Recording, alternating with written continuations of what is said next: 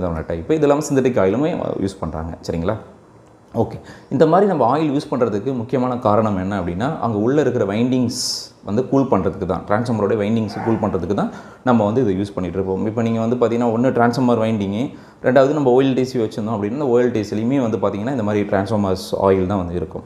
இந்த ஆயிலை வந்து நம்ம வந்து ஃப்ரீக்வெண்ட்டாக ஒரு குறிப்பிட்ட டைம் இன்டர்வலில் எடுத்து டெஸ்ட் பண்ணி ஒரு பிரேக் டவுன் வோல்டேஜ் நம்ம டெஸ்ட் பண்ணணும். பிரேக் டவுன் வோல்டேஜ் வந்து ரெக்கமெண்டட் லெவலை விட ரொம்ப கம்மியாக இருந்ததுன்னா நம்ம எய்தர் ஃபில்ட்ரேஷன் ப்ராசஸ் வந்து பண்ணணும். அப்படி இல்லை அப்படின்னா நம்ம வந்து அந்த ஆயிலையும் வந்து நம்ம ரீப்ளேஸ் பண்ணணும். இதுதான் வந்து ப்ரொசீஜர்.